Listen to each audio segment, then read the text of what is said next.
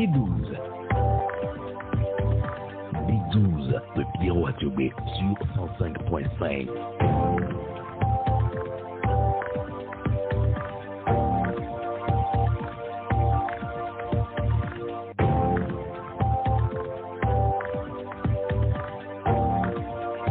Mesdames, Messieurs, bonjour. Nous sommes le dimanche 16 février 2025. Bienvenue au D12 de Pyramide FM. Nous sommes en pleine grande saison sèche et il y a de ces mots qui font de cette saison une saison bien particulière. Chaleur, bien sûr, mais aussi forte température et depuis quelques années délestage et sueur froide. Cette semaine, l'amour s'est glissé parmi ces mots puisque les hommes et les femmes qui ont du cœur l'ont rouvert un peu plus encore à l'occasion de la Saint-Valentin. La fête a-t-elle été belle? Les amoureux ont-ils pu se faire des cadeaux? Ce vendredi-là, la CET a apporté sa modeste contribution pour réchauffer les cœurs en quête de chaleur. Elle a de nouveau coupé, puis elle a redonné. La compagnie Énergie électrique du Togo a parfois les mains lourdes, minuit jusqu'au petit matin pour les programmes de nuit ou encore une bonne partie de la journée pour ceux qui ont du mal à dormir la nuit. La compagnie avait prévenu, elle est passée à l'acte, un acte qui témoigne du retard du pays en matière d'indépendance énergétique. 60 ans après les indépendances, comme plusieurs pays africains, le Togo affiche ses malheurs. Ces malheurs sont-elles nés de la conférence de Berlin de 1884 et du partage du continent? En Allemagne, Robert Doucet dénonçait justement ce pan de l'histoire. La conférence de Berlin est le partage de l'Afrique sans l'Afrique. Le ministre togolais des Affaires étrangères est devenu maître dans l'art des formules choc. Toutes visent à dénoncer le paternalisme des grandes puissances et un appel à l'émancipation des peuples noirs. Presque partout sur le continent, un vent de renouveau souffle sur les discours. Les peuples attendent que les paroles puissent passer à l'acte. À l'occasion de la célébration cette semaine de la Journée mondiale de la radio, le média le plus populaire en Afrique, les Africains se sont encore demandé si le continent n'est pas juste malade de ses dirigeants. Au Togo, les dirigeants ont permis la libéralisation des ondes, plus d'une centaine de radios, mais quelle radio dans l'ensemble et quel soutien pour construire des médias véritablement forts et indépendants? En démocratie, la liberté et l'indépendance sont des valeurs cardinales. Ces valeurs vont probablement guider les premiers pas de la Togolaise Angela Akereburu à la tête de la Société de radio et télévision du Bénin.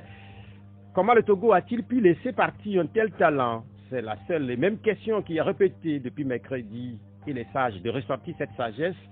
Nul n'est prophète dans son propre pays. En attendant que la prophétie d'une société de radio et télévision du Togo ne s'accomplisse, le pays vient d'élire des sénateurs. Pour la première fois, ces élections sénatoriales vont permettre à des hommes et à des femmes de donner corps à la seconde chambre du Parlement togolais. Ces élections qui ont provoqué des critiques d'une partie de l'opposition ont également réussi à créer de la division au sein de certaines formations politiques. Comment gère-t-on la crise de la participation au sénatorial? À la faveur de sa rentrée politique, l'Alliance nationale pour le changement a accepté de répondre à nos questions. Ce sera à travers la vice-présidente du parti, maître Isabelle Ameganvi, également première adjointe au maire de la commune Golfe 4. Les contacts du D12 sont 96 50 34 37 et puis 70 43 09 70. L'émission est mise en onde par Romaric Freitas. Maître Isabelle Ameganvi, bonjour. Bonjour, monsieur Attiobé, comment allez-vous? Je vais bien. Et vous-même? Je vais bien par la grâce de Dieu. On va commencer par évoquer un sujet qui est lié aux femmes, puisque on sait que dans quelques semaines, ce sera le 8 mars, et les femmes vont sans doute se mettre de nouveau à l'honneur. Mais on sait aussi que quand on parle de femmes et en politique, surtout dans ce studio, il y a très peu de femmes qui viennent ici. Comment vivez-vous cette situation, qui est très peu de femmes en politique, ou globalement, surtout du côté de l'opposition? D'abord, vous me permettrez de saisir cette occasion pour présenter mes meilleurs vœux, puisque c'est vrai, nous sommes en février, mais c'est la première fois que je viens dans vos studios en cette nouvelle année 2025, et donc présenter mes meilleurs vœux à tout le personnel de la radio, à tous les journalistes et également à tout le peuple togolais. Et pour répondre à votre question, notre pays, le Togo, en la matière est assez, on va dire, paradoxal. Paradoxal parce que ce n'est pas qu'il n'y a pas beaucoup de femmes en politique. Moi, je trouve qu'il y a énormément de femmes en politique, mais les leaders, et je l'ai toujours dit, les leaders se retrouvent du côté du pouvoir, paradoxalement. et dans l'opposition, très peu. Je ne sais pas si c'est pas la peur, je ne sais pas si c'est parce que c'est déconseillé par celles parmi ces femmes-là qui sont mariées par leur mari, qui ne veulent pas se mêler de la politique togolaise parce que, dit-on, il y a trop de risques à assumer, à prendre lorsque on embrasse la politique au Togo. Les femmes sont engagées, en tout cas au niveau de l'opposition. Peut-être on ne les voit pas parce que c'est de bonnes femmes au niveau de l'opposition qui ont accepté de se sacrifier, de lutter pour le meilleur devenir de leurs enfants, de leurs maris, de leurs frères, puisque c'est elles d'abord qui donnent la vie et c'est elles qui sont la plupart du temps au combat et qui supportent la misère et le mal-être dans le pays. Donc, c'est pas que les femmes ne sont pas en politique. Au Togo, il y a beaucoup de femmes en politique, mais parmi ces femmes-là, les leaders préfèrent être du côté du pouvoir. On a constaté quand même qu'une bonne partie des femmes responsables sont du côté du pouvoir, justement. Est-ce que, par exemple, il vous arrive de regretter de n'avoir pas opté être du côté du pouvoir? Ah non, vous savez, l'engagement dans la politique est un engagement personnel, hein, que on ne peut pas vous obliger à vous engager en politique. Et donc, mon engagement en politique a été personnel. Et donc, personne ne m'a obligé à m'engager du côté de l'opposition. Hein. Moi, j'ai vu les choses en place et lorsque, dans notre pays, en 90, le vent de la démocratie a soufflé et qu'il fallait s'engager pour faire quelque chose, moi, mon choix a été clair, libre et donc et conséquente. Et donc, je me suis engagé aux côtés de l'opposition, justement, parce que j'avais choisi de lutter contre un régime et j'avais choisi de me battre pour plus de liberté dans le pays. Et donc, mon choix, il n'était pas compliqué, hein, il était très simple et voilà pourquoi moi... Bien que vous soyez de l'opposition, quand vous regardez un certain nombre de femmes gravir les échelons, notamment du côté du pouvoir, on a eu récemment une femme présidente de l'Assemblée nationale, on a une femme Premier ministre et puis plusieurs femmes qui sont ministres. Est-ce qu'il vous arrive de dire bravo, quand même que c'est des femmes qui sont mises en avant dans votre pays? Non, moi je me pose la question de savoir si ces femmes sont mises en avant parce qu'elles le méritent, ou bien si elles sont mises en avant parce qu'elles militent et qu'elles prêtent main forte à un pouvoir. C'est la grande question que je me pose. Parce que vous savez, je suis une femme, mais j'ai toujours choqué certains quand je dis que moi je suis contre la parité et contre le quota. La parité et le quota, j'ai toujours été contre. Pourquoi? Parce que j'estime que prôner la parité, prôner le quota, c'est encore rendre les femmes plus vulnérables. Et comme moi, je me positionne au niveau de la compétence de chaque être humain, qu'il soit femme ou homme, je me dis que on vous mettra à la place, pas parce que vous êtes une femme, mais parce que vous méritez d'être à cette place-là. Vous avez la compétence pour ce faire. Donc, bon, une femme a été présidente de l'Assemblée nationale, Premier ministre, ministre et autres, dans le pouvoir, hein, dans la sphère politique togolaise, je n'en vis pas beaucoup. C'est un régime que je suis en train de combattre et c'est un régime dans lequel militent ces femmes-là et donc je combats le régime tout autant que ceux qui l'incarnent. Donc cela veut dire que celles qui l'incarnent. Cela veut dire tout simplement qu'il n'y a même pas de sujet qui touche uniquement les femmes sur lesquels éventuellement des femmes du pouvoir et de l'opposition peuvent se retrouver. Des questions qui sont des questions de femmes, notamment par exemple leur autonomisation. Bon, l'autonomisation, ça dépend de comment on l'a fait, hein, comment on la vend.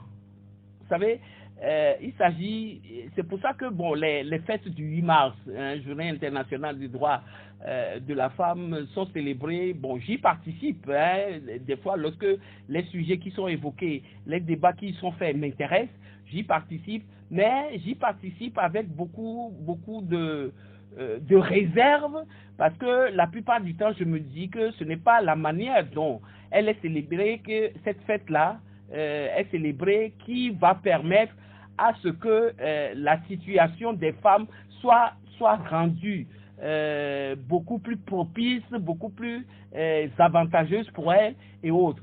Je me dis que c'est beaucoup de saupoudrage, beaucoup de flonflons qui, en réalité, dans la réalité, ne sert pas à grand-chose.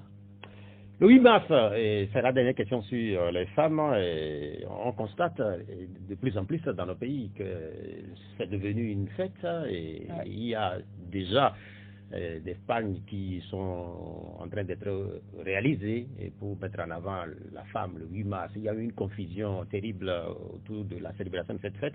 Quelle est votre position? Quel conseil éventuellement donnez-vous aux femmes qui, le 8 mars, c'est pas van, en réalité, la plupart en tenue du 8 mars empagnent le fusil des femmes? Vous savez, c'est les artifices dont je parle, le flonflon dont je parle, et le fait même de qualifier ces célébrations-là de fête pose déjà un problème, parce que il s'agit, lorsque vous apprenez l'histoire de cette célébration-là, vous vous rendez compte que c'était une lutte de femmes pour réclamer des droits. Et donc, une lutte, moi je ne crois pas que ça se fête. En réalité, c'est devenu une coutume dans les pays, par exemple de l'Afrique centrale. On en fait beaucoup plus qu'on en fait au Togo, mais n'empêche que l'épidémie aussi a gagné le Togo de telle manière que, les femmes, ça permet à des revendeuses de pain de se faire un peu de sous le 8 mars, puisque ces pains-là sont vendus et achetés. Acheté à tour de bras par des femmes, l'un dans l'autre. Il s'agit de replacer cette célébration-là dans son véritable contexte et d'expliquer aux femmes que, en réalité, ce n'est pas une fête en tant que telle, mais c'est la célébration et le rappel aux femmes que pour avoir leurs droits, pour revendiquer leurs droits, il faut lutter. Et certaines les ont dévancées, ont lutté pour conquérir ces droits-là, mais la lutte n'est pas terminée, elle continue de plus belle, et qu'au lieu de passer le temps à boire, à manger, à s'habiller, à danser, à célébrer une fête, il vaut mieux, toute proportion gardée, comprendre que c'est une lutte qu'il faut mener pour que les femmes soient beaucoup plus indépendantes et que en réalité on ne soit pas obligé de parler de quotas et de parité pour ce qui concerne leur situation ou leur place dans la société, et que cette place-là dédiée aux femmes soit des places qui leur sont dédiées par le mérite qu'elles ont, par la compétence qu'elles acquièrent d'elles-mêmes pour pouvoir occuper ces places-là. Bien, merci, Madame Maître Isabelle Ameganvi. Je rappelle que vous êtes vice-présidente de l'ANC et nous sommes au lendemain des premières élections sénatoriales au Togo. Je viens de lire que les résultats de ces élections, c'est la CENI qui informe que les résultats seront proclamés, les résultats provisoires, bien sûr, seront proclamés aujourd'hui à partir de 14. Je sais que votre parti n'est pas candidat aux élections sénatoriales qui viennent d'avoir lieu ce samedi. Que dites-vous ce dimanche au lendemain de ces élections où on attend les résultats officiels? Je dirais que c'est un peu l'habitude que nous avons au Togo depuis un certain moment à faire des choses qui n'influent ou qui ne font pas avancer le pays, qui ne nous donnent rien. C'est-à-dire que nous sommes un pays de 56 000 km², à peu près 6 millions, voire 7 millions d'habitants. Un pays, un État unitaire qui a du mal à asseoir les institutions de base. Quand je parle des institutions de base, c'est le gouvernement, l'Assemblée nationale, à mettre en place les institutions comme les mairies et autres. Première fois depuis 30 et quelques années qu'en 2019, il a été organisé des élections locales.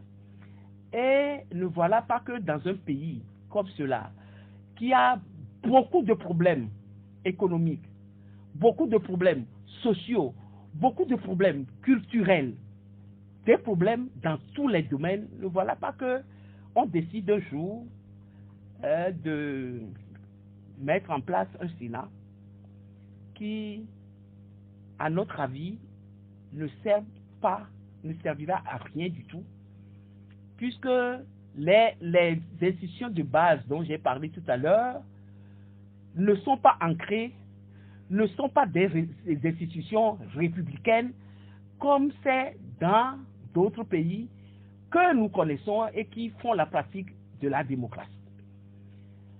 Et la deuxième chose, c'est que nous avons tellement de problèmes dans ce pays que ça me fait, moi, mal au cœur que nous ne puissions pas régler ces problèmes-là, qui sont, je l'ai dit tout à l'heure, des problèmes sociaux, économiques, culturels, tout ce que vous voulez, par rapport à la santé, à l'éducation et tout le reste, qui rend le vivre ensemble possible et facile pour nos populations, mais que nous soyons obligés de mettre en place, aux côtés d'institutions que nous n'avons pas encore réussi à véritablement ancrer dans leurs compétences, que nous créions encore des institutions qui n'ont pour essentiel que d'être budgétivores et qui, à la limite, ne servent à rien du tout.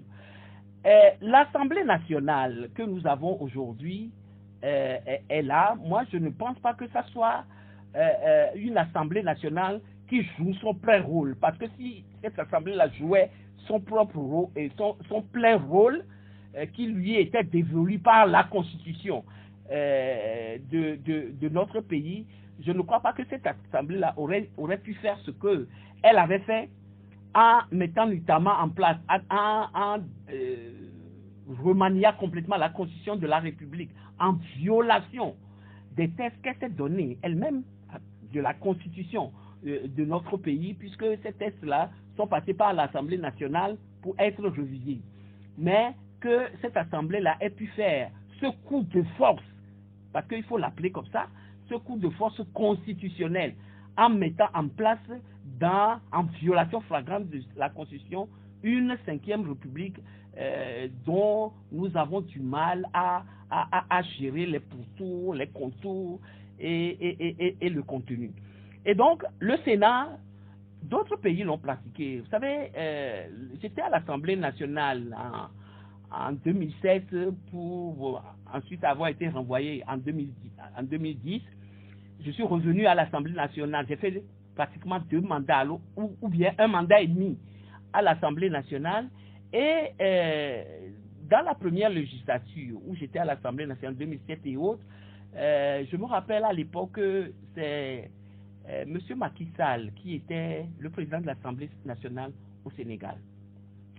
Il était le président donc de l'Assemblée parlementaire de la francophonie et nous nous sommes retrouvés plusieurs fois dans des conférences de cette institution interparlementaire et autres. Et à l'époque, le Sénat existait au Sénégal, qui est un État unitaire, pas un État fédéral, un État unitaire, comme le Togo.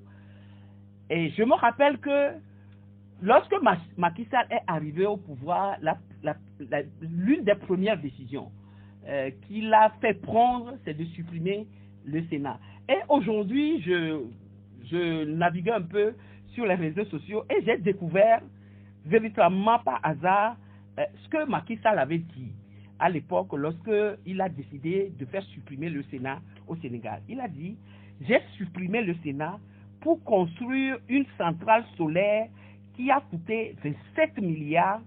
Mon pays a plus besoin d'énergie que de sénateurs qui sont payés à ne rien faire.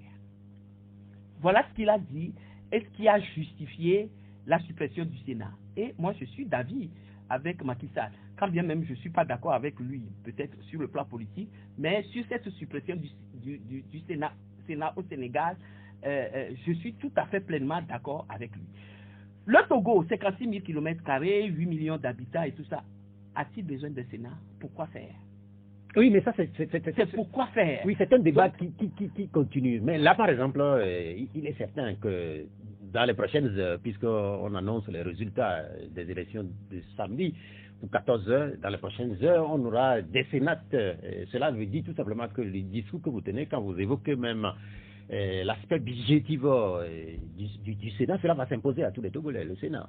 Oui, non, mais ça va s'imposer à tous les Togolais, comme d'habitude, hein, où tout est imposé aux Togolais. Bon, qu'est-ce que vous voulez que je dise d'autre que bah, c'est une maison de retraite pour voilà, pour sénateurs qui ont servi un régime qui veut aujourd'hui, dans leur retraite, pour fond, les remercier. C'est tout ce que on attend donc les résultats. On attend donc les résultats officiels, mais de façon officieuse, il se dit beaucoup de choses. Par exemple, concernant votre ancien, oui, en fait, un ancien cadre du parti ANC, Robert Olimpio, qui serait élu selon certaines sources. Est-ce que s'il venait à être élu, est-ce que vous le féliciterez ou pas? Le féliciter, pourquoi faire?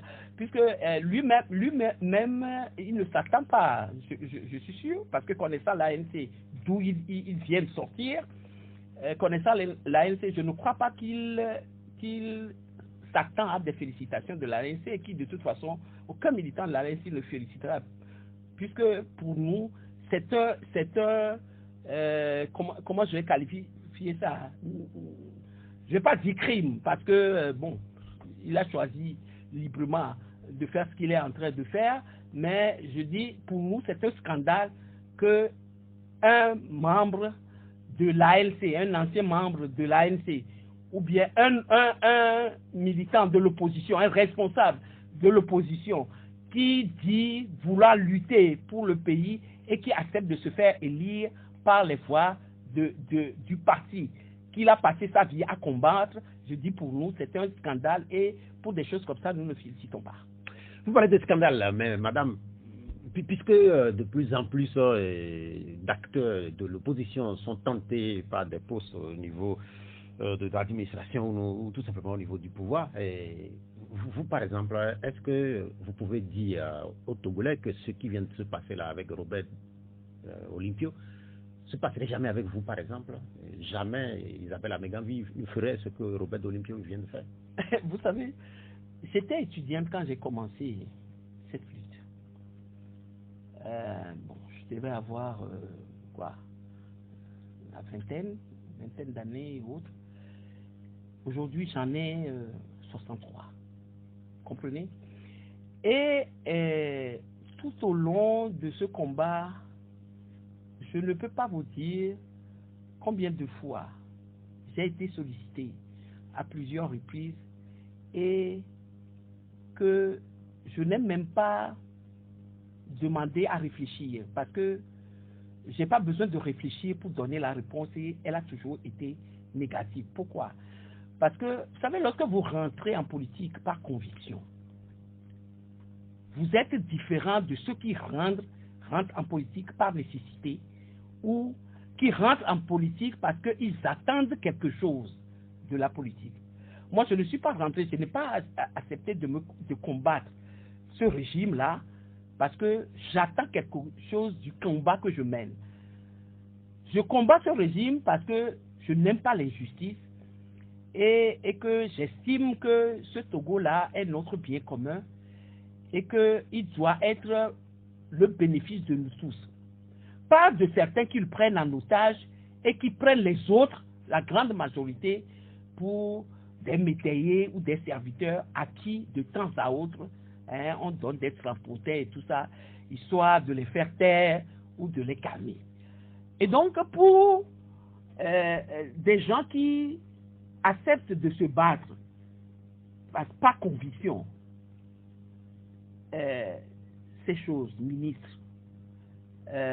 sénateurs, je ne sais pas quoi d'autre et tout ça, ce n'est pas finalement le gain à ce que nous faisons. Nous nous battons pour que le Togo soit libre, le Togo soit démocratique et que le Togo soit un bien commun partageable et profitable à tous les Togolais sans distinction de race, de religion, de quoi que ce soit. Et donc,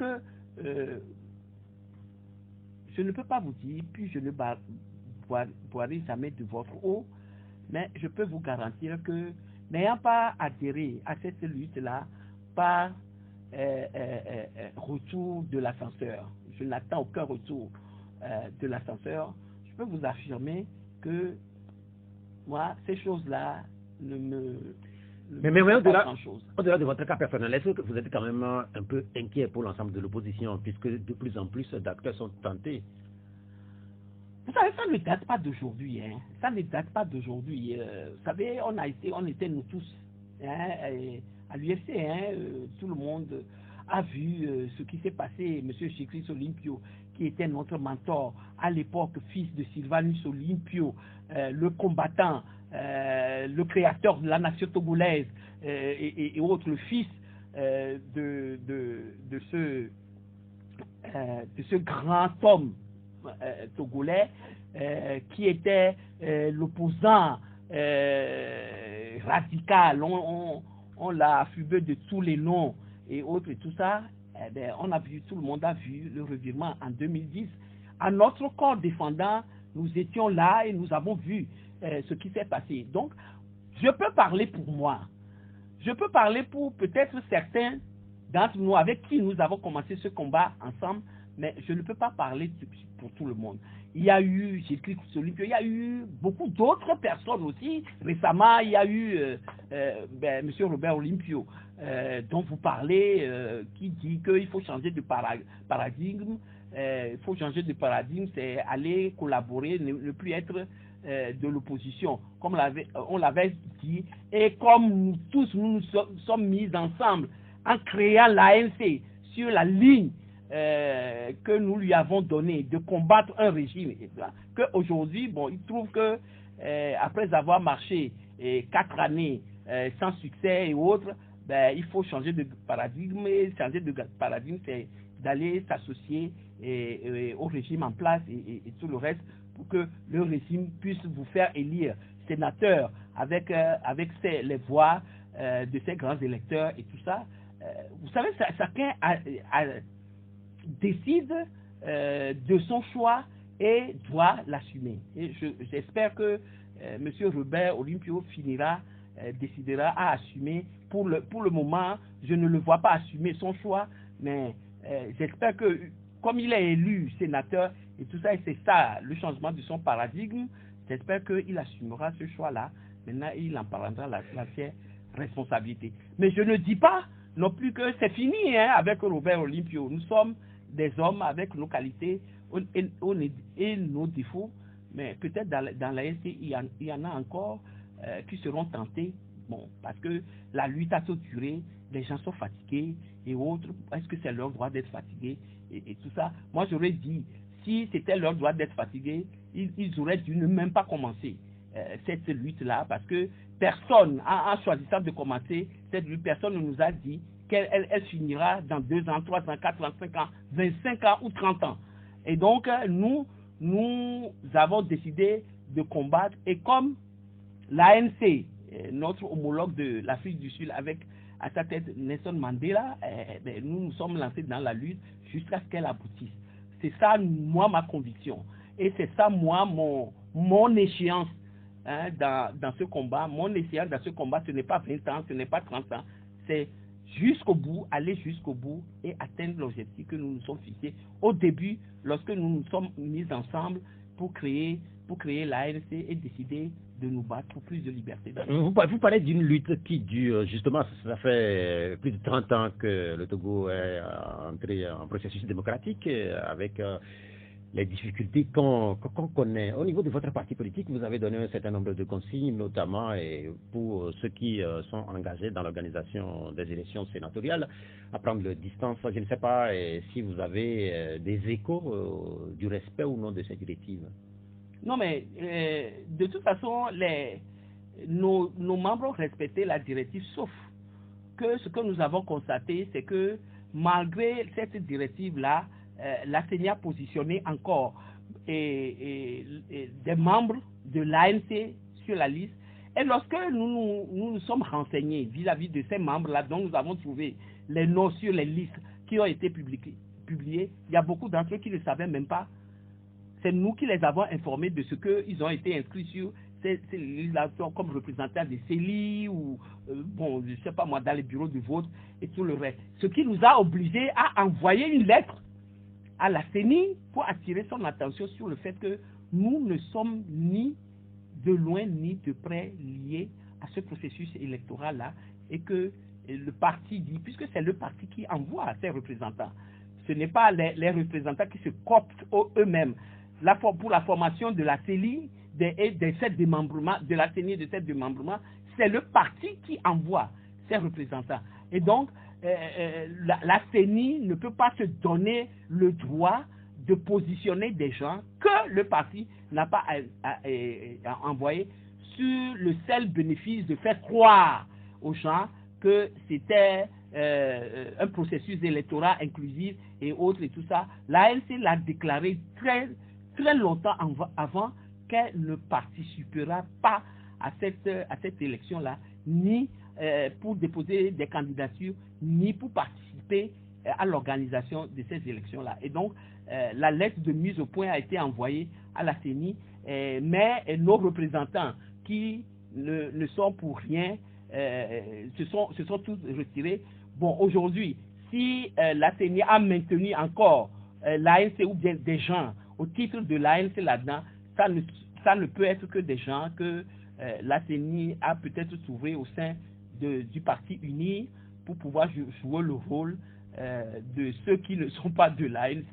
Et ça, nous l'avons déjà vu au cours de processus électoraux antérieurs et tout ça, et ça ne nous étonne aucunement. Est-ce qu'on peut dire aujourd'hui que d'autres vont être prochainement exclus si éventuellement ils adoptent les mêmes attitudes que ceux qui n'ont pas respecté les directives de votre parti politique, notamment au niveau de la CENI, de ses démembrements ou éventuellement ceux qui globalement ne respecteraient pas vous savez, moi je suis toujours étonné lorsque les gens parlent de l'exclusion de membres de l'ANC comme si c'était comment dire, un tremblement de terre ou une désolation totale. Vous savez, ce qu'il faut que les gens comprennent, c'est que l'ANC n'est pas une épicerie, c'est un parti politique. Et lorsque vous avez créé un parti politique, vous le créez sur la base de statuts et de règlements intérieurs. Et un parti politique ne peut pas se laisser livrer à la pagaille et à n'importe quoi. Et donc, lorsque des gens ne veulent pas respecter les consignes du parti, et vous savez, à l'ANC, les décisions se prennent démocratiquement. Vous savez, nous avons les différentes instances, le comité politique, le bureau national et tout ça, le congrès et les institutions donc qui gèrent le parti entre deux congrès et autres. Lorsque les problèmes arrivent, nous les débattons au niveau de ces institutions-là avant de prendre les décisions ensemble. Les premiers responsables du parti au cours de ces discussions-là sont des fois mis en minorité. Et lorsqu'ils sont mis en minorité, c'est la majorité qui l'emporte. Et c'est comme ça que se prennent les directives et les lignes politiques du parti. Alors, lorsque vous avez fait ces exercices-là, au niveau de toutes ces institutions-là, et qu'il y a encore à votre sein des dames qui ne veulent pas respecter les décisions qui sont prises de la manière dont je les ai évoquées tout à l'heure, vous n'êtes pas sérieux si vous êtes des responsables de ce parti-là, si vous ne les mettez pas dehors. Parce que c'est livrer le parti à l'anarchie et autres. Et donc, pour répondre à votre question, s'il y a encore des gens qui ont passé outre les consignes du parti et qui se sont volontairement impliqués là-dedans, de toute façon, dès demain lundi, nous avons bureau national et nos instances à l'intérieur du pays sont chargés, les bureaux fédéraux sont chargés de toutes les vérifications. Et s'il nous est rapporté la preuve de ce que, malgré les consignes du parti, les gens sont de solidarité, ils seront exclus. Mais pas conformément à la volonté du président national ni de Isabelle Améga, vice-présidente, ni de qui que ce soit, hein, mais c'est conformément au règlement intérieur du parti et au statut du parti. Et bien évidemment, ils seront. Nous-mêmes, nous avons l'habitude de changer un chant patriotique, Milawelo, Milawea. Mille vétans, mille tontans, si nous sommes deux, nous le ferons.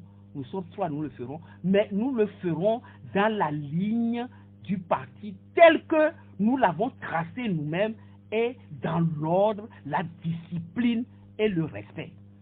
Voilà ce que nous disons. À l'ANC, nous ne tolérerons pas l'indiscipline, la pagaille et l'anarchie. La situation que vous décrivez là et que vous vivez au niveau de l'ANC, la même situation ou presque se retrouve au niveau des FDR de Maître Dodi à Pévon. Quand on exclut par exemple, ou quand par exemple certains militants, on est obligé de les exclure, est-ce que dans le même temps, vous en recrutez d'autres? Bien sûr. La dernière fois, vous savez, nous avons fait notre entrée politique le samedi. En nous retrouvant pour la première fois au cours de cette année 2025 avec nos fédérations, les responsables de nos fédérations. Si vous avez vu, parce que le samedi, avant le samedi, la semaine, au cours de la semaine, nous avions eu des discussions sur les plateformes politiques qu'il y a sur l'exclusion et tout ça, où bon, les gens se glosaient en disant ah oui, non, mais l'ANC se vide de ses membres, elle l'expulse, et ce n'est pas fini, et ça va se vider, l'ANC sera complètement enterrée, quand bien même l'enterrement de l'ANC, on en parle, ça fait plus de 10 ans. Mais bon, je ne sais pas si on l'enterre, il ressuscite, comment ça se fait, et tout ça. Mais bon, nous sommes toujours là à être enterrés toutes les semaines, et tout ça, mais bon, l'enterrement continue toujours, elle ne finit jamais. Mais quand moi je me suis présenté, après tout ça, quand je me suis présenté le samedi dernier au siège du parti, mais on n'est pas à notre coup d'essai pour ce qui concerne ces genres de rencontres des samedis quand on a repris les activités, mais je crois que c'est la rencontre qui a eu le plus d'affluence depuis qu'on a commencé à organiser ces rencontres-là du samedi. Et donc je me suis dit, mais il y a beaucoup de gens qui ont été expulsés avant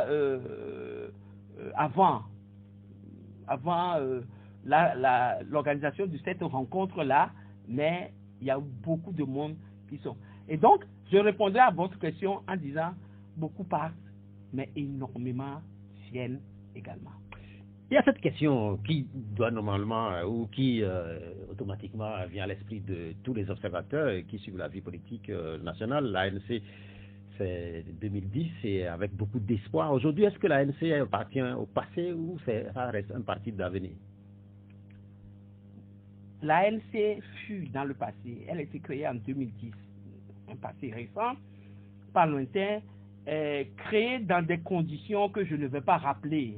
C'était dans des conditions de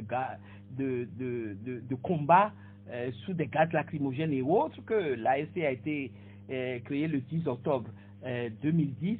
Nous sommes en 2025. Aujourd'hui, elle a parcouru un chemin dans un landerneau politique fait de problèmes, de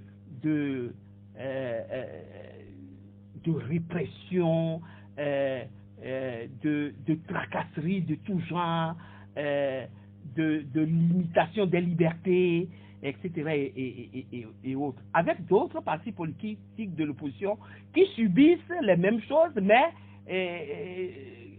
l'ANC en subit beaucoup plus puisqu'elle veut être au devant de la lutte, elle prend des risques, elle organise des choses, etc. et tout ça, et autres. Et donc, l'ANC, dans le passé, créée, l'ANC est dans le présent.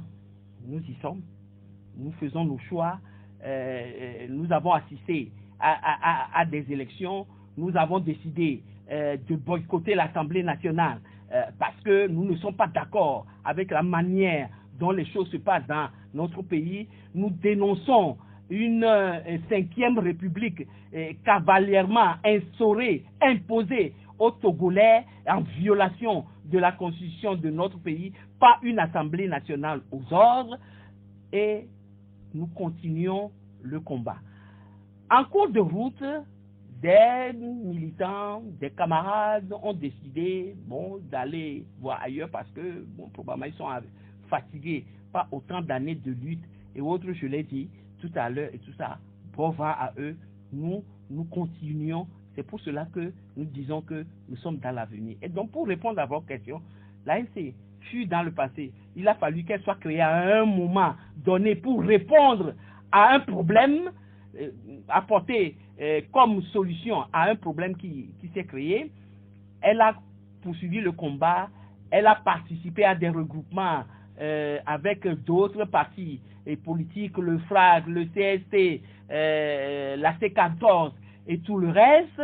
Elle poursuit son combat, elle poursuit sa politique, elle poursuit le combat pour lequel elle a été créée par des Togolaises et des Togolais qui ont choisi à un moment donné de se mettre ensemble pour unir leurs forces et apporter leur contribution à l'édification de l'état de droit dans notre pays. Mais est-ce donc, je dirais que l'ANC, c'est vrai qu'il y a eu beaucoup de tempêtes, de remous. Ça continue à y aller, mais ce n'est pas, à la limite, ça renforce la conviction. Et c'est maintenant que nous nous rendons compte de ceux qui font ce combat-là par conviction et ceux qui y sont arrivés par opportunisme et autres. Et donc, moi, tout ce qui arrive à l'ANC aujourd'hui, nous ne le prenons pas comme un malheur qui nous tombe dessus, hein.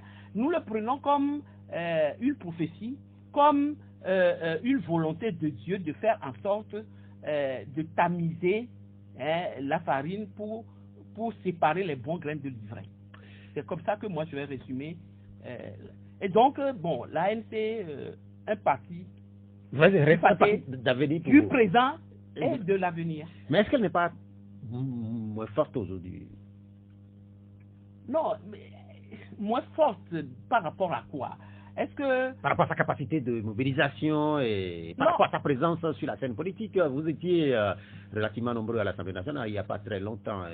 Aujourd'hui, vous n'y êtes même plus à l'Assemblée nationale. Oui, nous n'y sommes plus. Pourquoi? Est-ce que c'est de notre propre volonté que nous ne le sommes pas? Est-ce que c'est parce que nos militants militent moins que nous ne le sommes pas? Est-ce que c'est parce que le peuple togolais ne veut plus de la démocratie, ne veut plus de liberté, ne veut plus le bien-être que nous ne le sommes pas? Non. Je crois que nous ne le sommes pas à cause d'un régime qui impose sa manière de voir les choses et qui trie aujourd'hui. Aujourd'hui, le régime crée ses propres opposants et autres, mais ceux qui lui posent des problèmes sur le banc à côté et traite avec d'autres personnes. C'est tout cela combiné qu'il faut mettre ensemble et juger de la capacité de l'ANC à faire. En tout cas, pour moi qui suis dans l'ANC, moi je sais que l'ANC n'a pas changé. Nous continuons toujours à nous battre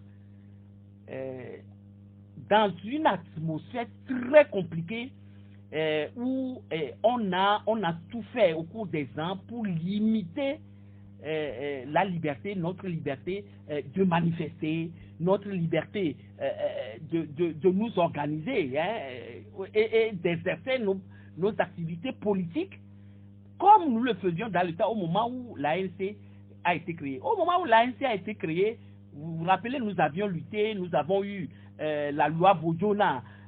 Entre-temps, sur les manifestations, nous avons organisé des manifestations pendant 5 ans.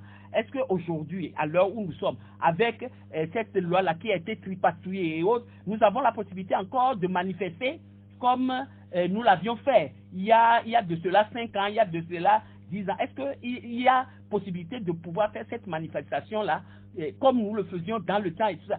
C'est peut-être ça aussi qui donne l'image d'une ANC qui n'a plus d'envergure aujourd'hui parce que on a créé des tests exprès pour nous empêcher d'accomplir comme il le faut nos activités. Est-ce que quelque part les marches vous manquent? Bon, est-ce que les marches nous manquent? Je vais dire oui, parce que si le fait de les interdire, de limiter leur organisation nous pose problème. Parce que, vous savez, les partis politiques ont la possibilité d'exercer leurs activités de plusieurs manières. Les marches qui font partie, les conférences de presse, etc., et tout ça, les tournées et autres, et tout ça se font. Mais lorsque le pouvoir restreint ces libertés-là, et oui, ça nous pose problème. Et les marches nous manquent si vous estimez que le fait que nous n'arrivions plus à les faire comme nous le faisons avant résulte du fait que la loi qui l'organise a été entre-temps transformée en une loi liberticide qui ne nous permet pas. Il y a aussi que nous n'avons pas les moyens qu'il faut, puisque vous savez, organiser un parti politique, faire les activités politiques et tout ça regarde aussi les finances du parti.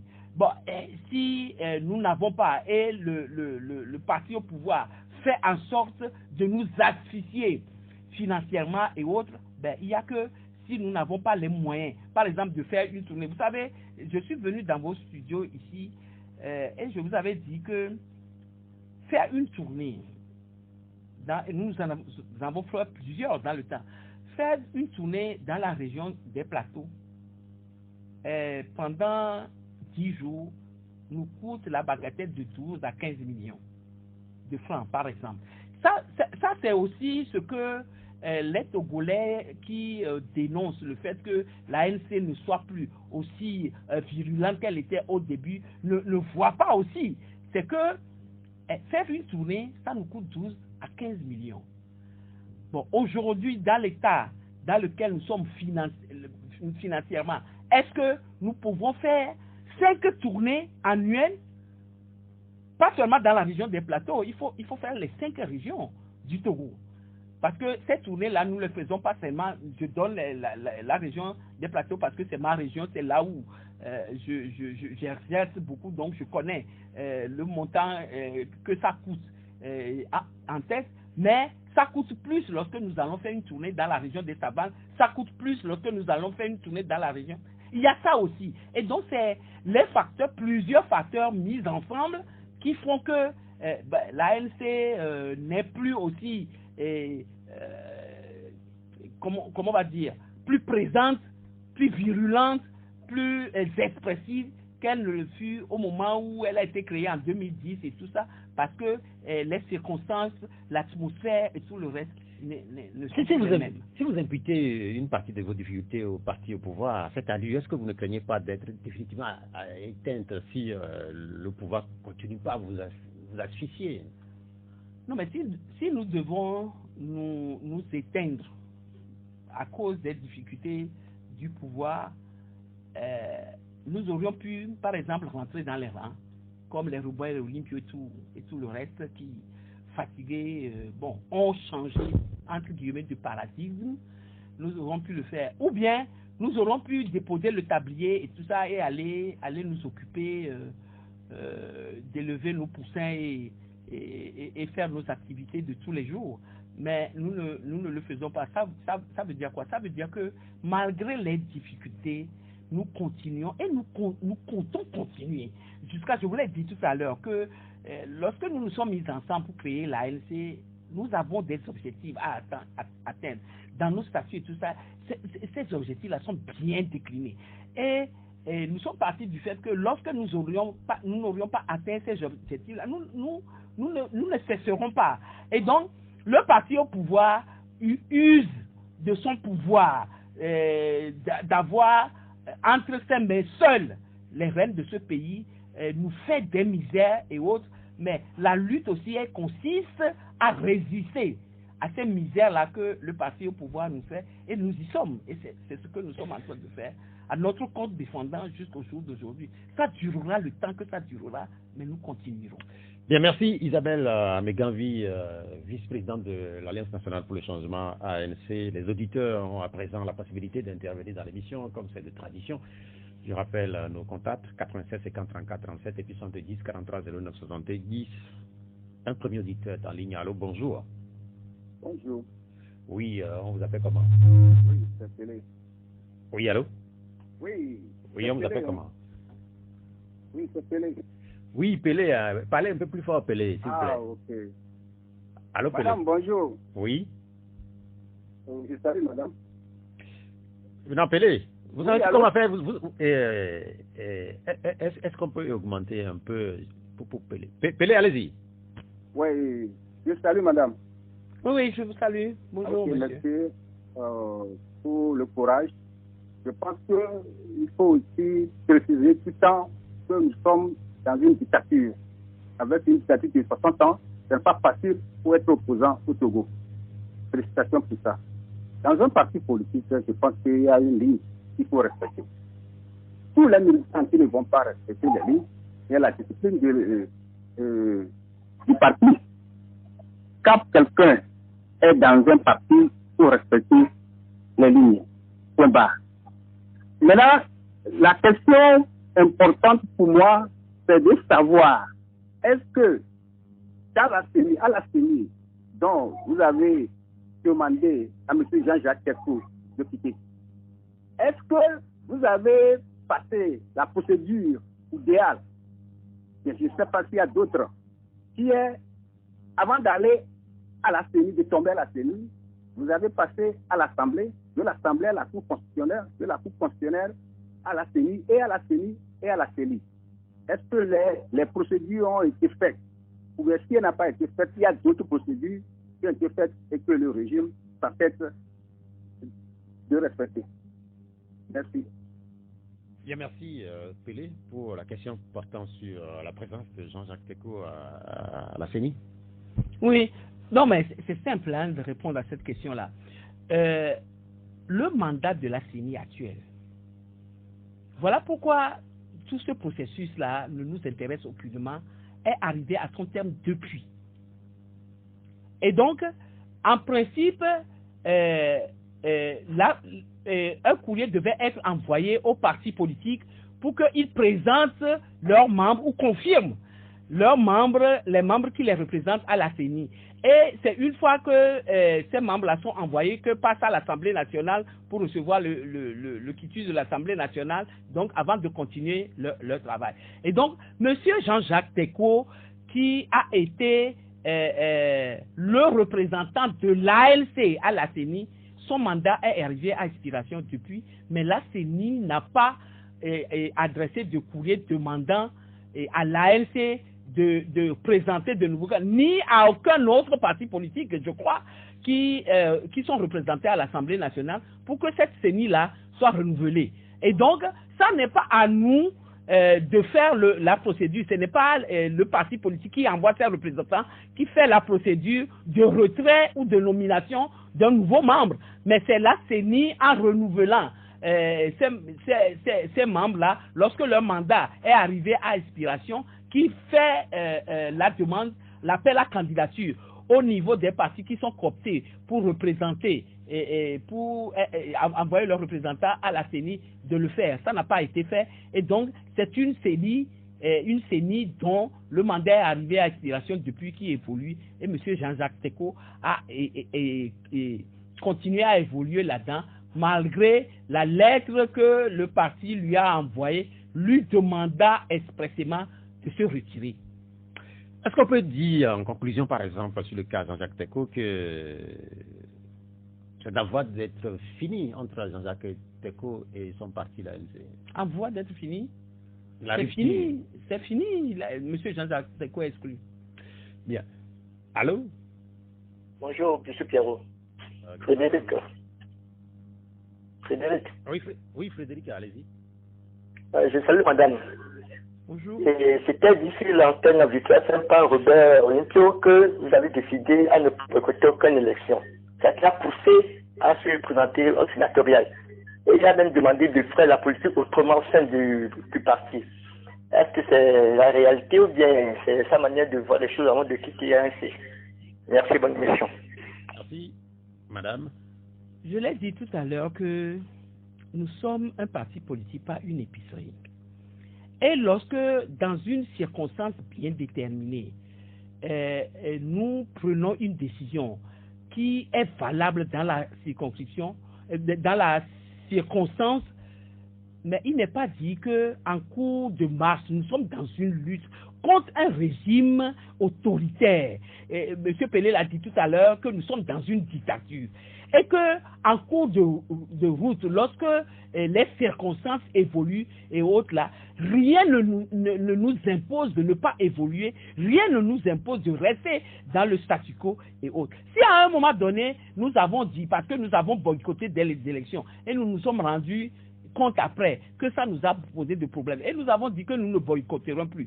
Dans une autre circonstance, s'il s'avère que nous pouvons boycotter parce que tel et tout ça, parce que les résultats qui circulent aujourd'hui sur les réseaux sociaux en ce qui concerne cette sénatoriale-là continuent à nous donner raison par rapport au choix que nous avons fait de boycotter l'Assemblée nationale après les législatives de la dernière fois. Et donc, si nous avons décidé cette fois-ci de boycotter, je ne vois pas où il est écrit qu'un parti politique qui prend une décision ne peut pas changer. D'ailleurs, M. Robert Olympio lui-même, il dit qu'il faut changer de paradigme. Ça veut dire qu'il trouve que nous avions une position avant qui n'est plus confortable pour lui et qu'il faut changer cette... Donc, voilà ce que moi je peux dire en ce qui concerne ce que M. Robert Olympio dit. Que c'est ceux qui ont dit qu'on ne boycottera plus les élections. C'est ces mêmes personnes qui disent aujourd'hui qu'il faut les boycotter compte tenu des circonstances que nous avons bien expliquées dans les instants, auprès des instances du parti, donc le comité politique, on en a débattu, le bureau national, on en a débattu, on en a parlé dans les fédérations et autres, et pour arriver à la conclusion qu'il faut aller sur cette ligne-là, qui peut-être est contraire de la ligne que nous avions définie il y a en 2018 ou en 2017, je ne sais plus, qui n'est plus la même, qui ne se retrouve pas dans les mêmes circonstances que ce qui s'est passé en 2017 lorsque nous avions décidé de prendre cette décision-là. Et donc, bon, moi, je ne crois pas que le fait de dire que nous ne boycotterons plus et tout ça et autres, qui pousse le parti au pouvoir à faire des misères parce que, soit disant que dans tous les cas, quel que soit ce que nous ferons, ils ne boycotteront pas, ils nous accompagneront, nous allons distribuer à toutes les positions dans son ensemble 5 sièges, parce qu'il paraît que pour les sénatoriales aussi, c'est encore 5 sièges comme à l'Assemblée nationale qu'on aurait distribué un à un avec, bon, je ne sais pas moi, un parti qui aurait eu 2 et puis les autres 1. C'est ce que j'apprends, et autres là. Comme pour l'Assemblée nationale, bon, le chiffre 5 est devenu tabou pour ce qui concerne l'opposition maintenant. Et donc, bon, voilà ce que moi... On a compris, madame, mais la question que tout le monde se pose, les observateurs de la scène politique, c'est, vous dites, vous boycottez l'Assemblée nationale, vous boycottez le Sénat, les prochaines élections vont concerner les mairies, il va y avoir des élections communales. Est-ce que vous les boycotterez aussi, ou vous déciderez en ce moment-là de l'attitude à adopter? Je ne vois pas le rapport, comme l'a dit quelqu'un. Je ne vois pas le rapport. Pourquoi? Parce que, vous savez, les régionales, les sénatoriales et autres, qu'on est en train d'organiser aujourd'hui, sont des élections qui sont organisées, des artifices pour asseoir la nébuleuse appelée 5e République, que nous combattons. Et la constitution, la nouvelle constitution que on a imposée aux Togolais, aux forceps, que nous combattons et autres. Et c'est surtout cela que nous disons que nous ne serons pas complices de l'assise ou de l'ancrage de cette 5e République-là qui, pour nous, reste et demeure une nébuleuse. Et la mairie, les locales sont organisées par la loi sur la décentralisation de 2019. Et c'est sur cette base-là que nous sommes allés au local en 2019. Le mandat des élus locaux arrive à expiration cette année, 2025, et lorsque il arrivera le moment de renouveler les instances-là, le peuple togolais saura au moment opportun si l'ANC va y aller ou ne va pas y aller. Seulement, ce que je veux dire, c'est que, j'ai dit tout à l'heure, je ne vois pas le rapport, c'est que je ne veux pas qu'on mélange les élections locales ensemble avec les sénatoriales et les régionales, telles qu'on l'a fait dans les conditions qu'on l'a fait tout à l'heure. Allô? Ah, Oui, Pierre, bonjour. Pierre, bonjour. Oui, vous êtes à l'antenne, quel est votre nom? Vas-y. Oui, on vous écoute. Ah, salut Isabelle Anoubali, maître Isabelle Anoubali.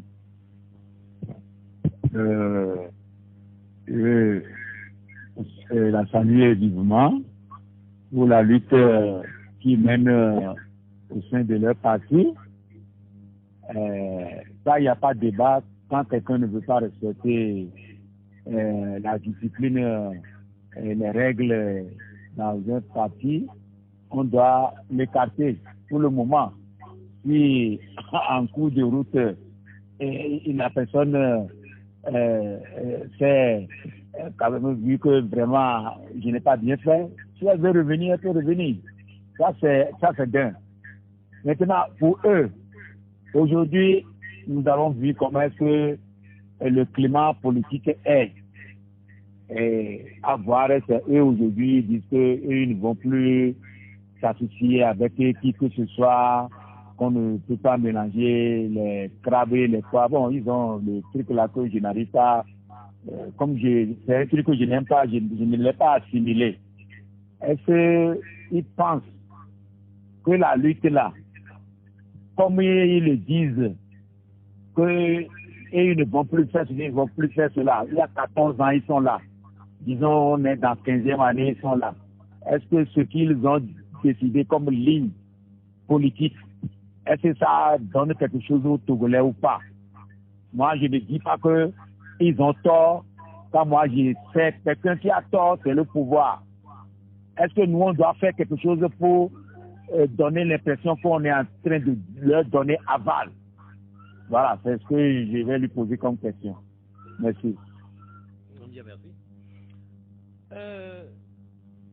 J'allais reposer une question en disant, est-ce que le monsieur ne croit pas que nous avons suffisamment, nous avons au niveau de la lycée énormément fait pour ce qui concerne, il est en train de parler de l'union là, que nous n'allons plus, nous avons dit que nous n'allons plus collaborer avec d'autres partis, nous allons aller seuls, etc. et tout ça. Tout à l'heure, en arrivant, je regardais un peu, je naviguais sur les réseaux sociaux, comme je l'ai dit tout à l'heure, et bon, les gens ont commencé à donner les tendances justement des sénatoriales. Et là-dedans, j'ai vu, par exemple, un parti comme le Togo Autrement. J'ai vu Adi, qui apparemment aurait eu un sénateur, ainsi de suite. J'ai suivi la semaine dernière aussi les problèmes qu'il y a eu entre la DMP, je crois, la DMP ou la DMK, je crois que c'est la DMP, où certains ont décidé de boycotter les sénatoriales, ou d'autres ont décidé d'y participer. Alors, je me suis, la semaine dernière, j'ai souri un peu, et j'ai dit, Dieu est avec nous à l'ANC. Qui nous a suggéré, soufflé à l'oreille, de rester seuls pour le moment. Sinon, nous nous serions mis ensemble et devant ces échéances-là qui pour nous constituent, c'est-à-dire la position à prendre pour ces sénatoriales-là, à l'aune de l'ancrage de la 5e République qui constitue pour nous un moment déterminant, nous serions au sein de l'opposition à nous bagarrer entre nous, là, dans un club, pour dire qu'il y a certains qui veulent aller, d'autres qui ne veulent pas aller, etc. Et nous ne serons pas entendus. Aujourd'hui, je dis que c'est le peuple togolais qui reste et demeure l'arbitre, et qui doit demeurer l'arbitre de tous les partis politiques, et même de la société civile aussi, qui est dans le combat, pour savoir qui fait bien et qui ne fait pas bien et décider de son choix.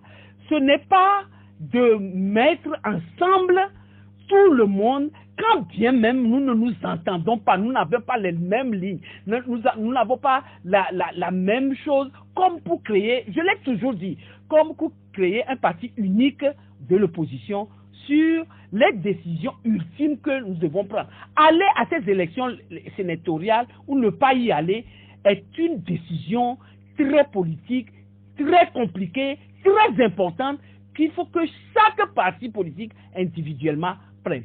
Et le fait qu'on ait laissé chacun et que nous ne soyons pas regroupés et autres là, approuvé aujourd'hui, et c'est au peuple togolais de décider de qui a fait le bon choix de participer ou n'a pas fait le bon choix de ne pas participer. Et donc, voilà ce que moi, je peux dire. Et j'ajouterai à ça que ce n'est pas que nous n'avons pas essayé. Nous l'avons fait tout à l'heure. À la réponse à une question, j'ai cité les regroupements auxquels nous avons participé. Et l'ANC n'a jamais manqué de participer au cœur de ces regroupements-là. Du FRAC, en passant par le CSC, la C14 et tout. Nous y étions et nous avons vu ce qui s'est passé là-bas. Et c'est à l'aune de ce que nous avons vu, ce que nous avons subi, dont l'apothéose a été couronnée en 2020, que nous avons aujourd'hui décidé de regarder et de voir. Ça ne veut pas dire que nous ne sommes pas en contact avec beaucoup de partis politiques de l'opposition. Vous avez vu la dernière fois, le 13 janvier dernier, vous avez vu que c'est ensemble avec certains partis politiques et des regroupements de la société civile que nous avons célébré la mémoire du père de l'indépendance de la nation togolaise qu'est Sylvanus Olympio. Nous avons participé ensemble à la messe commémorative, nous avons participé ensemble au pèlerinage qui a été fait sur sa tombe, et ce n'est pas que ça que nous faisons. Et donc, il arrivera le moment opportun où, s'il est nécessaire que nous arrivions là, que nous y arrivions. Bien, mais ce n'est pas au forceps, parce que c'est un parti politique. On a compris, madame. Voilà. On a compris. On a compris, mais revenons sur cette histoire, tout ce débat qu'il y a eu autour de la désignation du père de l'indépendance, du père de la nation togolaise. Il y a eu beaucoup de débats. Est-ce que c'est important ce débat? Ah oui, non, mais c'est important. C'est-à-dire que, vous savez, dans ce pays, il ne faut pas dire. C'est comme la fois où j'étais venu ici. On dit la commune du Golfe 4 a fait comment on avait appelé ça, on a dénommé des rues. Ouais. Adressage. Adressage, voilà, on a fait l'adressage des rues et les gens se glousaient en disant mais est-ce que c'est ça qui est le plus important et tout ça. Je vous avais expliqué à l'époque que ce n'est pas tout ce qu'il faut manger, tout ça là, qui est important. L'homme ne vit pas seulement de pain et d'eau, mais de la vérité, de l'histoire également.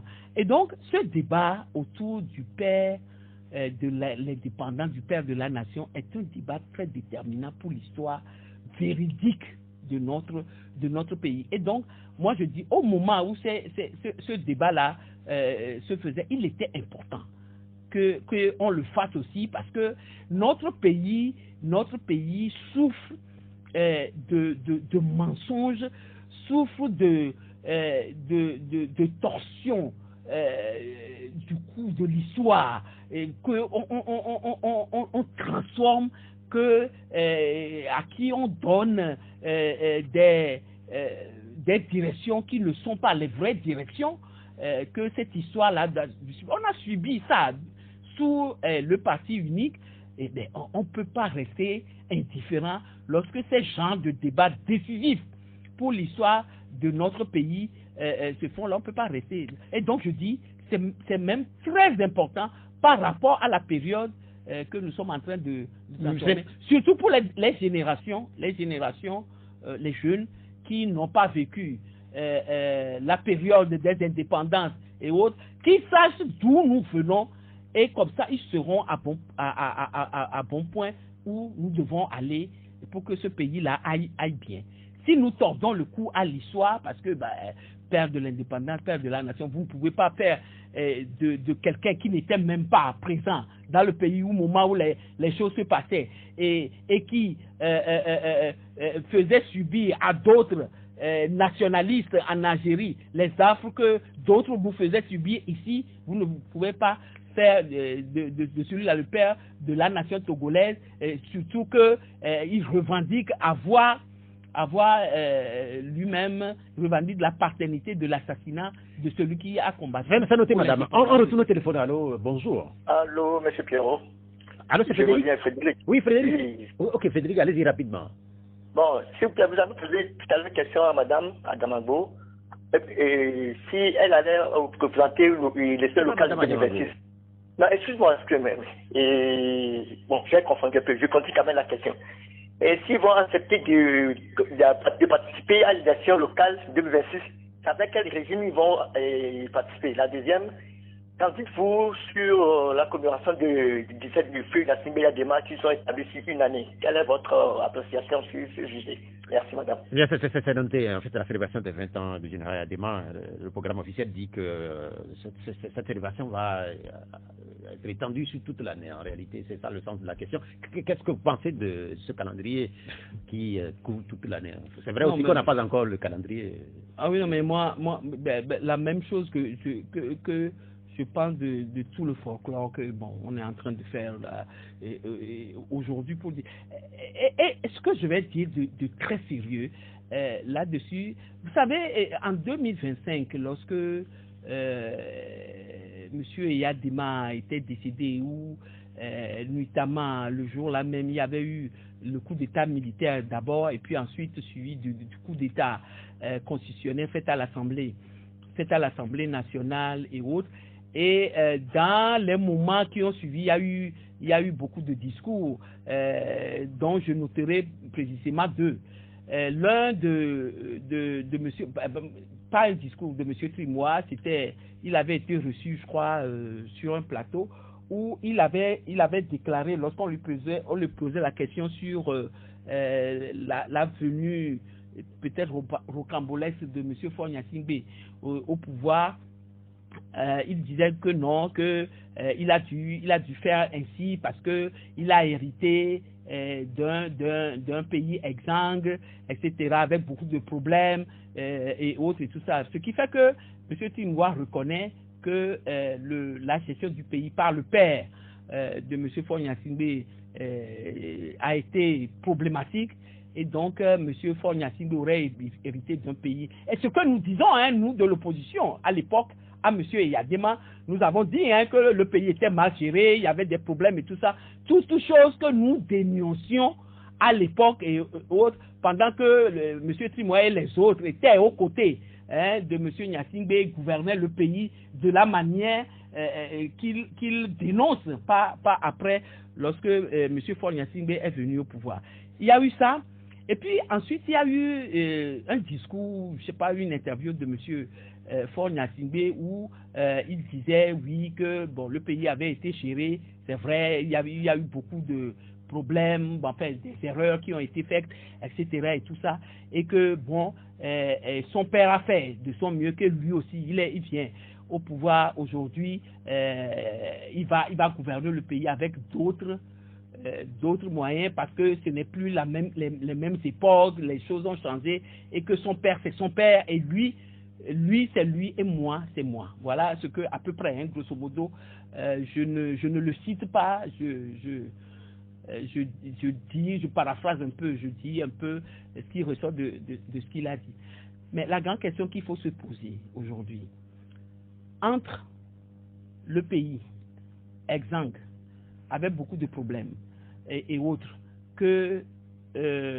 dont a hérité M. Faure Gnassingbé au décès de son père en 2005, et le Togo que nous avons aujourd'hui en 2025, où se trouve la différence? Où se trouve la différence en matière sociale, en matière économique, en matière culturelle? Je le dis, en matière culturelle, c'est très important aussi. Moi, je retrouve les mêmes choses qui se sont aggravées d'ailleurs ces derniers temps par le fait qu'on ressuscite même les pratiques du parti FPT, parti unique, parti État, à l'époque, notamment, bon, l'animation n'est plus revenue, hein, l'animation politique, là où on danse et tout ça, bon, à la faveur du dictateur et tout ça, c'est pas complètement revenu, mais ça revient encore, où on fait sortir les élèves. Lorsque le chef de l'État arrive, on fait sortir les élèves en jour ouvrable des salles de classe pour aller l'accueillir, etc. Et tout ça, où on célèbre, on fait du 20e anniversaire du décès d'un chef d'État une fête nationale qui va durer une année et autres. Quelle est la différence entre ce pouvoir qu'on avait qualifié de problématique qui a laissé des problèmes par rapport à ce qu'on voulait renouveler en faisant ce coup, en justifiant le coup d'État là qui s'est passé. En gros, vous n'êtes pas d'accord. Non, mais vous êtes contre. Je ne peux pas être d'accord parce que les faits sont là, parlent d'eux-mêmes. Moi, je veux qu'on me montre quelle est la différence entre ce qui se faisait avant et ce qui se fait aujourd'hui. C'est noté, madame. Nous allons revenir sur une parenthèse que vous avez ouverte entre-temps et je pense qu'il faudrait revenir un peu sur cette parenthèse quand vous évoquiez tantôt Gilles Christ Olympio à l'Union des forces de changement les années 2010. Nous avons reçu ici récemment un acteur politique qui évoquait des contacts secrets entre une délégation de l'Union des forces de changement et une délégation du RPT. Il parle du 5-5, que des rencontres ont eu lieu à Lomé pour que le pouvoir et l'opposition d'une certaine manière puissent s'entendre. Est-ce que par exemple ces contacts, est-ce qu'ils ont eu lieu effectivement? Et si éventuellement vous en savez quelque chose? Les contacts ont eu lieu entre qui? Entre la ANC et l'UFC? Entre l'UFC, puisque vous étiez à l'UFC à cette époque-là, et je parle des années avant 2010. Oui. Et quand vous évoquez Gilles Christ Olympio, oui, des discussions secrètes qui avaient eu lieu. En fait, c'est un acteur politique qui faisait la confidence ici il y a quelques semaines. Est-ce que vous êtes au courant qu'il y a eu des contacts entre l'UFC, une délégation de l'UFC? Au moment où vous étiez encore à l'UFC? Au moment où nous étions avec 5 représentants du RPT, 5 représentants de l'Union des forces de changement. Je ne sais pas si... Oui, mais au moment où nous étions à l'UFC, il y a eu beaucoup de rencontres avec le parti au pouvoir. Il y en a eu sous l'égide de Saint-Egidio, il y en a eu ici à Lomé, au niveau de l'UFC, UFC CAR et CDR à l'époque. Il y en a eu avec l'UFC et le parti au pouvoir. Il y a eu plein de rencontres, mais ce que moi je relève, c'est que ces rencontres n'ont jamais abouti à quelque chose de vraiment palpable, sauf celle que M. Gilles Christ Olympio a menée seul en France avec le parti au pouvoir, qui a généré l'accord qu'il a signé unilatéralement avec le RPT, et qui a amené les problèmes au sein de l'UFC et qui nous a poussé, nous, à être rejetés donc de l'UFC, à créer l'ANC. Donc, bon, il y a eu beaucoup de rencontres, énormément de rencontres. Bon. Qu'est-ce qui a discuté? Notamment entre les délégations du pouvoir RPT et l'Union des forces de changement. Je ne sais pas si vous faisiez partie de la délégation de l'UFC à cette époque, puisque l'acteur en question n'a pas voulu donner le nom de ceux qui représentaient l'UFC à cette époque. Ben, j'en ai participé probablement à certains, parce que, vous savez, lorsqu'on forme les délégations, moi je ne peux pas me rappeler, il y en avait tellement, je ne peux pas me rappeler de la rencontre dont on parle précisément, dont parlait votre interlocuteur précisément, mais j'en ai participé à certains, j'en ai pas participé à d'autres et autres. Et donc, ce qui se disait là-bas, et ces rencontres-là, est-ce que c'était secret? Moi, je ne le crois pas. C'est des rencontres qui se faisaient sur la base de la loi qu'on a votée là, sur le statut de l'opposition, qui permet à ce que le parti au pouvoir, vous avez M. Jean-Pierre Favre, quand on a créé l'ANC, a rencontré M. Faure-Gnassingbé à deux ou trois reprises. Il lui a écrit à plusieurs reprises pour demander à le rencontrer, pour discuter des problèmes du pays et tout ça. Je ne crois pas que, contrairement à ce qui se mijote dans la tête des gens qui disent ça, c'est que, bon, lorsque vous faites ces genres de rencontres, c'est pour aller chercher des valises, c'est pour aller se partager 30 millions et autres et tout ça, bon, des assertions complètement ridicules. dont certains Togolais sont friands.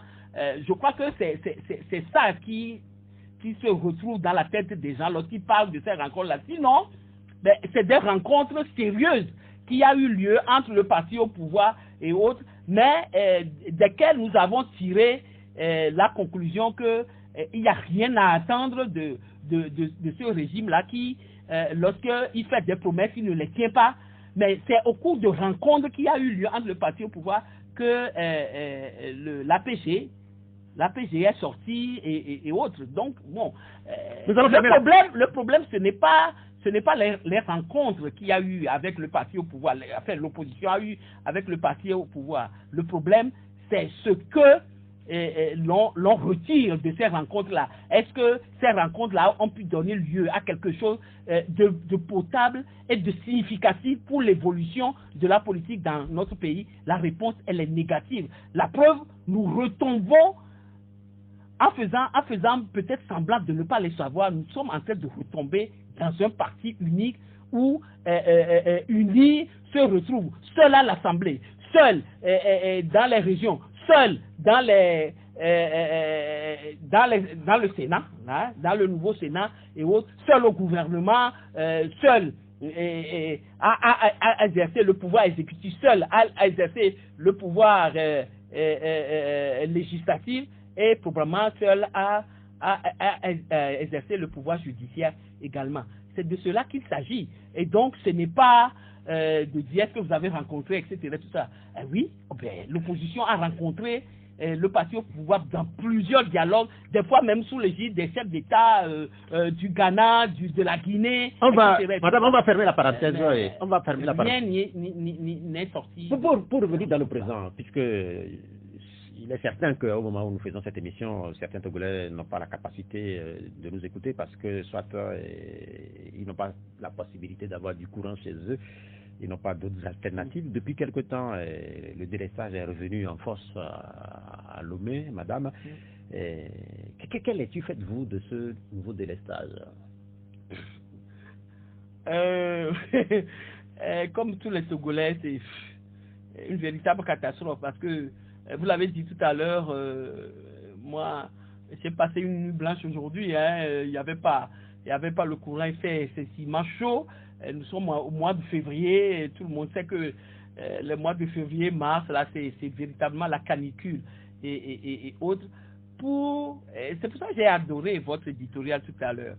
Lorsque vous avez considéré 60 ans de règne, on va l'appeler ainsi, de règne d'un même clan, d'un même clan pour aboutir à ces problèmes-là, et qu'on trouve que la résolution de ce problème-là, c'est de mettre en place un Sénat, c'est d'organiser des élections inutiles, budgétivores et autres, plutôt que de régler les problèmes qui se posent aux Togolais. Nous disons c'est dommage. Il faut que les Togolais comprennent que toutes ces choses-là sont faites pour détourner leur attention de l'essentiel, de ce qui les concerne. Et cette crise énergétique, il paraît qu'on donne les raisons que c'est des pannes qui sont arrivées et autres.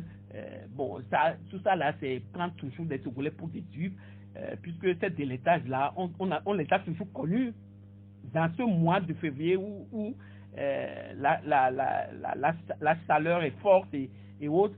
Et chaque année,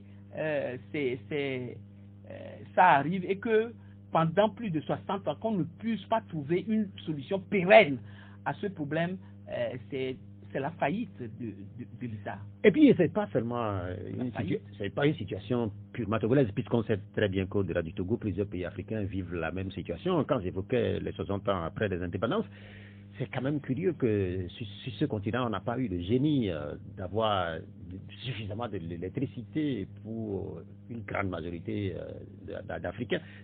C'est curieux. Vous parlez de faillite du Togo, mais ce n'est pas que le Togo, c'est plusieurs pays africains. Oui, plusieurs pays africains, bon, les pays africains m'intéressent, mais c'est le Togo qui m'intéresse le plus. Et donc, moi, quand il y a un problème qui se pose, je voudrais que nous ne sommes pas obligés de faire comme les autres. Je crois que nous avons le génie, hein, le génie togolais qui peut nous pousser à faire mieux que les autres et à poser des jalons que les autres pourraient venir copier chez nous. Ce n'est pas seulement de faire le premier coup d'État sanglant de l'histoire et tout ça, tuant un assassinat qui va nous sur Limpio. Ce n'est pas le fait de faire le changement politique à la suite du décès d'un président de la République en remplaçant le père par le fils, etc. Ce n'est pas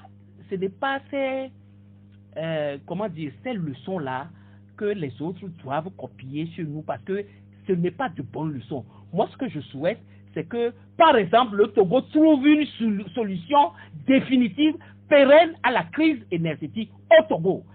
Et que le Ghana puisse venir copier le génie togolais en la matière, que le Bénin puisse venir copier le génie en la matière, que le Burkina Faso, qui est un pays qui n'a pas vu sur la mer, mais qui cultive du haricot vert, des tomates et des cerises que le Burkina exporte au Togo, puisse venir et nous copier notre génie aussi.